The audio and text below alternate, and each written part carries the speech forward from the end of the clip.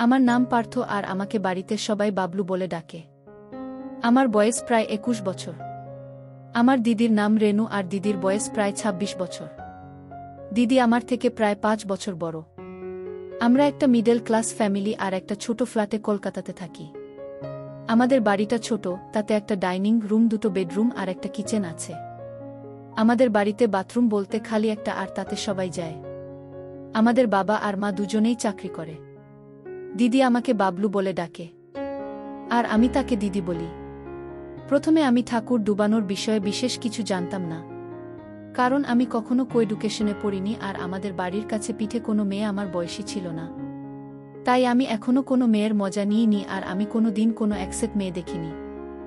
যখন আমার বয়স 15 হলো তখন আমার মধ্যে মেয়েদের প্রতি আগ্রহ জাগতে শুরু করল। আমার চোখের সামনে খালি আমার রেনু দিদি ছিল। দিদি মাথাতে প্রায় আমার সমান ছিল। আমার এখনো মনে আছে যে আমি আমার জীবনের প্রথম হাতের কাজ করেছি দিদির নাম নিয়ে। এক রবিবারে যেই দিদি বাথরুম থেকে বেরুলো আমি চট করে বাথরুমে ঢুকে গেলাম। আমার খুব জোরে পেচ্ছাপ পেয়েছিল। কাজ সারার পরও আমারটা নিয়ে খেলতে লাগলাম। হঠাৎ আমার চোখ পড়ল দিদির কাপড়গুলোর উপর। কাপড়গুলো হাতে নিয়ে কি ভীষণ মজা লাগতে লাগল। আমি কাপড়গুলো বাথরুমের দেওয়ালের সঙ্গে একটা হাঙ্গারেতে টাঙ্গালাম। এইবার আমার মনে কোটে লাগলো যে দিদি বাথরুমের দেওয়ালের কাছে দাঁড়িয়ে আমাকে দেখছে। আমি কল্পনায় কাজ শুরু করে দিলাম। সেই দিন প্রথম যাত্রা দিদির নাম করে। আমার এত বেশি বেরিয়েছিল যে আমার চোখের সামনে অন্ধকার হয়ে গিয়েছিল। আমি চুপচাপ বাথরুমে বসে পড়লাম। কিছুক্ষণ পরে আমি উঠে তাড়াতাড়ি চান করতে শুরু করে দিলাম। সকালে চান করে আমি বেশ ফ্রেশ হয়ে গেলাম। চান করার পর আমি কাপড়গুলো দেওয়াল থেকে নামিয়ে সেগুলো যেখানে ছিল আমি আবার থেকে রেখে দিলাম। সেদিনকার পর থেকে হাতের কাজ করার সময় দিদির কাপড় নিয়ে নিতাম। হ্যাঁ, এইরকম করে কাজ করার সুযোগ খালি রবিবারেই হতো। কেননা রবিবারে আমি দিদির চান করার পর চান করতাম। রবিবারে আমি ঘুম ভাঙ্গর পরে চুপচাপ শুয়ে থাকতাম আর দেখতাম যে কখন দিদি বাথরুমে যায়। যেই দিদি বাথরুমে যেত আমি বিছানা থেকে উঠে পড়তাম আর দিদি বাথরুম থেকে বেরুলে আমি ঝাঁত করে বাথরুমে ঢুকে পড়তাম। আমার মা আর বাবা রোজ সকাল সকাল বেলা বিছানা ছেড়ে দিত আর যখন আমি উঠতাম তখন মা কিচেনে জলখাবার রান্না করতে থাকত আর বাবা বাইরে বালকনিতে বসে পেপার পড়তে থাকত বা বাজারে গিয়ে দিনকার বাজার করত। আমি কখনো আমার মনের কথা বা আমার স্বপ্নের কথা কাউকে বলিনি বা দিদি আমার কোনো কথা জানত না। আমি আমার স্কুলের পড়াশোনা শেষ করে কলেজ যেতে লাগলাম। কলেজেতে কিছু মেয়ে বন্ধু হয়ে গেল। দু একটা মেয়ে বন্ধুকে কাজ করে দিলাম। আমি যখনই কোনো মেয়ে বন্ধুকে কাজ করে দিতাম তখন আমি তাকে আমার দিদি ভেবে কাজ করে দিতাম। আমি বারবার চেষ্টা করতাম যে আমার মনটা দিদি ওপর থেকে সরে যাক, কিন্তু তা হচ্ছিল না। আমার মন ঘুরে ফিরে বারবার দিদির দিকে চলে যেত। আমি দিনে 24 ঘন্টায় দিদি বিষয়ে আর দিদিকে কাজ করে দেওয়ার ব্যাপারে ভাবতে থাকতাম। আমি যতক্ষণ বাড়িতে থাকতাম আমি দিদির দিকে তাকিয়ে থাকতাম, কিন্তু আমার মনের ব্যাপারটা দিদি কিছু জানত না। যখন দিদি নিজের জামা কাপড় ছাড়ত বা মার সঙ্গে কিচেনে কিছু কাজ করত আমি চুপচাপ দিদিকে দেখতাম। দিদির সঙ্গে ছোট ফ্ল্যাটে থাকতে আমার কখনো কখনো খুব লাভ হতো। কখনো সখনো আমার হাত দিদির সাথে লেগে যেত। আমি সব সময় ছোঁয়া পাওয়ার জন্য পাগল হয়ে থাকতাম।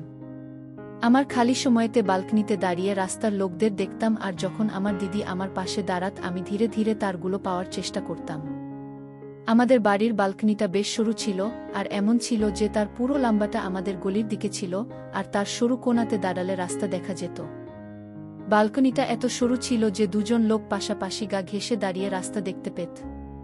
আমি যখন বালকনিতে দাঁড়িয়ে রাস্তা দেখতাম তখন আমার হাত দুটো বুকের উপর বেঁধে রাখে বালকনির রেলিংয়ে ভর দিয়ে রাস্তা দেখতাম। কখনো কখনো দিদি আমার পাশে এসে দাঁড়াত।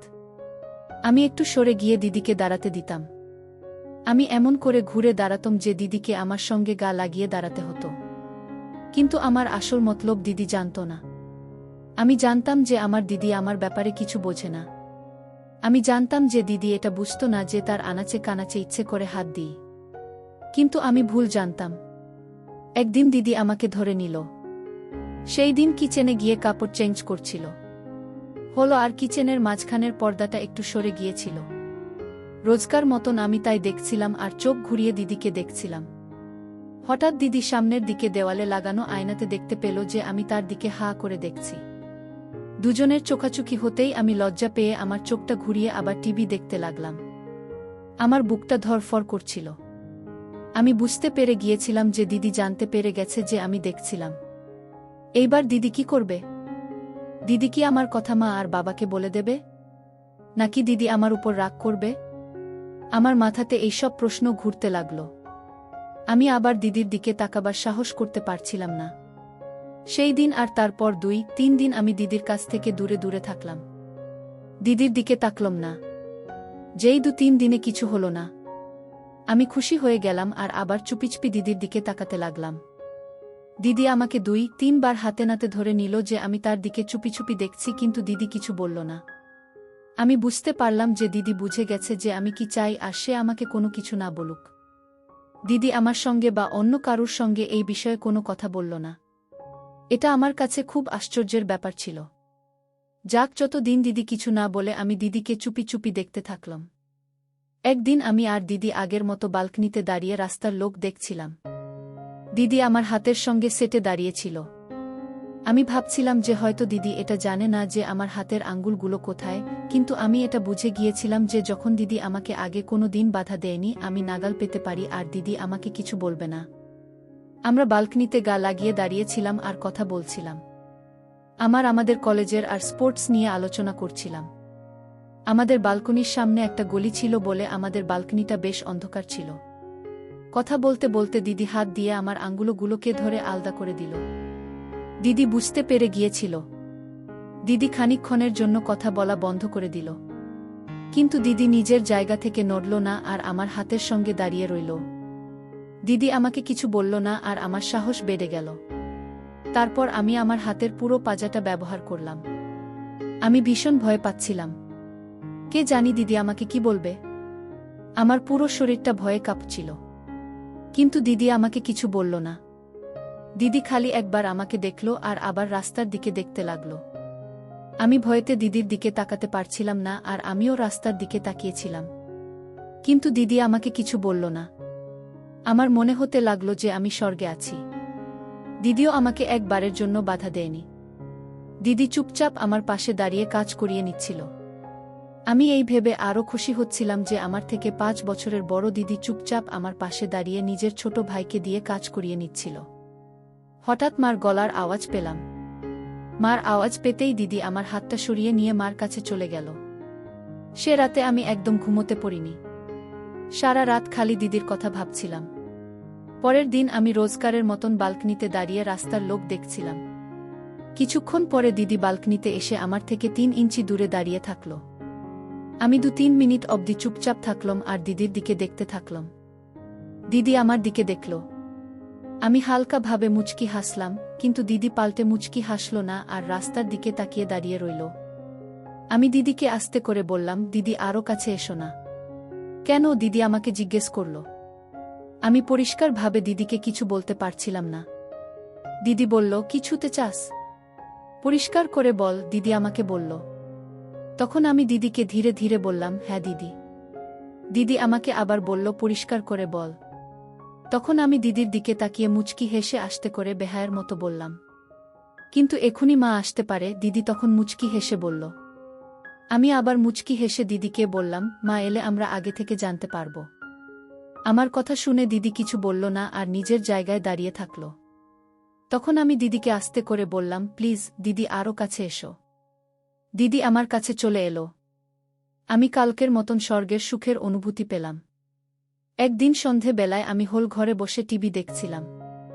মা আর দিদি কিচেনে রাতের খাবার রান্না করছিল। খানিক পরে দিদি নিজের কাজ শেষ করে হোল ঘরেতে এসে বসল। আমি হোলেতে বিছানার উপর দেওয়ালে হেলান দিয়ে পা ছড়িয়ে বসেছিলাম। দিদি রান্নাঘর থেকে এসে আমার কাছে বিছানাতে বসে পড়ল। দিদি খানিকক্ষণ টিভি দেখল আর তারপর পেপার নিয়ে নিজের মুখের উপর পেপারটা পড়তে লাগল। কিছুক্ষণ পেপারের সামনে পেজটা পড়ার পর দিদি পেপারের পাতা পাল্টে ভেতরের পাতার নিউজগুলো পড়তে লাগল। দিদি বিছানতে পা মুড়ে বসেছিল আর আমার পা দুটো গায়ে লাগছিল। মা কিচেনে রান্না করছিল আর আমি আমার সামনে বসা দিদিকে দেখছিলাম। আজকে দিদি একটা কালো রঙের টি-শার্ট পরেছিল। আমার একটা হাত দিদির পিঠে রাখলাম। দিদি বলল, পার্থু তুই এটা কি করছিস? কিছু না, আমি দিদিকে বললাম। তুই কি পাগল হয়ে গিয়েছিস? মা এখুনি আমাদের দুজনকে রান্নাঘর থেকে দেখে ফেলবে। দিদি আবার আমাকে আস্তে করে বলল। মা কেমন করে দেখবে? আমি বললাম, তুই কি বলতে চাস? দিদি আমাকে আবার জিজ্ঞেস করল। আমি বলতে চাই যে তোমার সামনে পেপারটা খোলা আছে, আর যদি মা রান্নাঘর থেকে দেখে তো খালি পেপারটা দেখবে। আমি দিদিকে বললাম, তুই ভীষণ স্মার্ট আর শয়তান হচ্ছিস। দিদি আমার দিকে তাকিয়ে মুচকি হাসি হেসে বলল। আবার দিদি চুপ করে নিজের সামনে পেপারটা ভালো করে ছড়িয়ে পেপার পড়তে লাগল। আমার সাহস আরও খানিকটা বেড়ে গেল। মা এখনও রান্নাঘরে রান্না করছিল। আমার মাকে পরিষ্কারভাবে রান্নাঘরে কাজ করতে দেখতে পাচ্ছিলাম। মা কখনো কখনো আমাদের দিকে দেখে নিচ্ছিল, আর মা খালি দিদির পেপার পড়া দেখতে পাচ্ছিল। মা আমাদের দেখে এটা বুঝতে পারছিল না যে আমরা কি করছি। দিদি আমাকে মুখ ঘুরিয়ে কিছু বলতে যাচ্ছিল, কিন্তু ততক্ষণে মা রান্নাঘর থেকে হোল ঘরে এসে গেল। আমরা তাড়াতাড়ি নিজেদের গুছিয়ে নিলাম। মা হোল ঘরে এসে বিছানার পাশ থেকে কিছু জিনিস নিচ্ছিল আর দিদির সঙ্গে কথা বলছিল। দিদিও পেপার থেকে মুখ না উঠিয়ে মার সঙ্গে কথা বলছিল। মা আমাদের কার্যকলাপ কিছু বুঝতে পারল না আর আবার রান্নাঘরে চলে গেল। মা যখন আবার রান্নাঘরে চলে গেল, মা রান্না শেষ করে হোল ঘরে এসে গেল। মা বিছানাতে দিদির পাশে বসে দিদির সঙ্গে কথা বলতে লাগল। আমি বিছানা থেকে উঠে বাথরুমের দিকে চলে গেলাম, কেননা আমার হাতের কাজ করতে হবে। পরের দিন বিকেলে দিদি নিজের কোনো বন্ধুর সঙ্গে ফোনেতে কথা বলছিল। আমি শুনতে পেলাম যে দিদি তাকে নিয়ে মার্কেট যেতে চাই। দিদির বন্ধু পরে কনফার্ম করবে বলে ফোনটা রেখে দিল। খানিক পরে আমি দিদিকে একলা পেয়ে দিদিকে বললাম, দিদি, আমিও তোমার সঙ্গে মার্কেটে যেতে চাই। তুমি কি আমাকে তোমার সঙ্গে মার্কেট নিয়ে যেতে পার? দিদি খানিকক্ষণ ভাবার পর আমাকে বলল, কিন্তু পার্থ, আমি তো আমার বান্ধবীর সঙ্গে কথা বলে নিয়েছি, আর সে আমার সঙ্গে বিকেলে মার্কেটে যাবে বলে আমাদের বাড়ি আসছে। তার উপর আমি এখন মাকে বলিনি কি আমি মার্কেটিংয়ে যাচ্ছি। আমি দিদিকে বললাম, ঠিক আছে, তুমি গিয়ে মাকে বল যে তুমি আমার সঙ্গে বাজারে যাচ্ছ। দেখবে মা রাজি হয়ে যাবে। তারপর আমার বাইরে গিয়ে তোমার বান্ধবীকে ফোন করে দেব যে মার্কেটিং প্রোগ্রামটা ক্যান্সেল হয়ে গেছে, তার আর আসার দরকার নেই। ঠিক আছে না? দিদি আস্তে করে হেসে বলল, হ্যাঁ, এটা ঠিক আছে। আমি গিয়ে মার সঙ্গে কথা বলছি। আর দিদি মার সঙ্গে কথা বলতে চলে গেল। মা যেই শুনল যে দিদি আমার সঙ্গে মার্কেট যাচ্ছে, মা রাজি হয়ে গেল। সেই দিন বিকেলে আমি আর দিদি একসঙ্গে কাপড়ের বাজারে গেলাম। মার্কেটেও খুব ভিড় ছিল। আমি সব সময় দিদির পেছনে হাঁটছিলাম যাতে কোনো লোক দিদিকে ধাক্কা না মারতে পারে। আমরা যখন কোনো ফুটপাথের দোকানে দাঁড়িয়ে কোনো জিনিস দেখছিলাম, তখন দিদি আমার গায়ের সঙ্গে দাঁড়িয়েছিল। আমি একটা দোকান থেকে একটা প্যান্ট আর দুটো টি শার্ট কিনলাম, আর দিদি একটা গোলাপি রঙের সালবার সুইট, গরমের জন্য একটা স্কার্ট আর টপ আর দুটো টি শার্ট কিনল। আমরা মার্কেটে আরও খানিকক্ষণ ঘুরলাম। এইবার প্রায় সন্ধে 7টা বেজে গিয়েছিল। দিদি আমাকে সব স্টলে গুলে ধরিয়ে দিয়ে দিল আর আমাকে বলল, তুই একটু আগে গিয়ে আমার জন্য দাঁড়িয়ে থাক, আমি এখনই আসছি। আর দিদি একটা ফুটপাথের দোকানের দিকে চলে গেল। আমি দোকানটা ভালো করে দেখলাম যে ওটা মেয়েদের দোকান। আমি মুচকি হাসি হেসে আগে চলে গেলাম।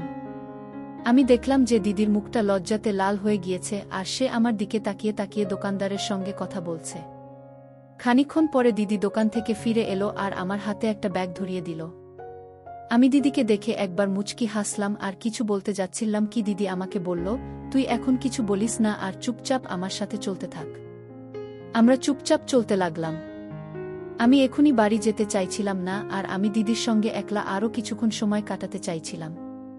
আমি দিদিকে বললাম, দিদি চলো আমরা গিয়ে লেকের ধারে বসি আর ভেলপুরি খাই। না, দেরি হয়ে যাবে, দিদি আমাকে বলল। কিন্তু আমি দিদিকে আবার বললাম, আরে চলো না দিদি, এখনো খালি সন্ধে 7টা বেজেছে। আর আমরা খানিকক্ষণ লেকের ধারে বসে ভেলপুরি খেয়ে বাড়ি চলে যাব। তাছাড়া মা জানে তুমি আমার সঙ্গে বাজারে এসেছ, তাই মা চিন্তা করবে না। দিদি খানিক ভেবে বলল, ঠিক আছে, চল লেকের ধারে গিয়ে বসি। দিদি আমার কথাতে রাজি হওয়াতে আমি খুব খুশি হয়ে গেলাম, আর আমরা দুজনে লেকের দিকে হেঁটে যেতে লাগলাম। মার্কেট থেকে লেকে যেতে প্রায় 10 মিনিট লাগে। আমরা আগে গিয়ে একটা ভেলপুরিওয়ালার কাছ থেকে ভেলপুরি নিলাম আর একটা জলের বোতল কিনে নিলাম, তারপর গিয়ে লেকের ধরে বসলাম। আমরা লেকের ধরে পাশাপাশি পা ছড়িয়ে বসেছিলাম। আমাদের চারধারে বেশ কিছু ঝোপ মতন গাছ ছিল। লেকের ধরে বেশ ঠান্ডা ঠান্ডা হাওয়া চলছিল। এক কথায় সময়টা খুব রোমান্টিক ছিল। আমি আর দিদি ভেলপুরি খাচ্ছিলাম আর কথা বলছিলাম। আমি কখনো কখনো দিদির মুখের দিকে দেখছিলাম। যখন দিদির ভেলপুরি শেষ হয়ে গেল তো আমি দিদিকে বললাম, চলো দিদি, আমরা গিয়ে ওই বড় ঝোপের পেছনে বসি। কেন দিদি আমাকে জিজ্ঞেস করল। তখন আমি দিদিকে বললাম, ঝোপের পেছনে আমরা আরাম করে বসতে পারবো। তখন দিদি বলল, কেন, এখানে কি আমরা আরাম করে বসে নেই? হ্যাঁ, আমরা আরামে বসে আছি, তবে ঝোপের আড়ালে আমাদের কেউ দেখতে পারবে না। আমি দিদির চোখে চোখ রেখে বললাম।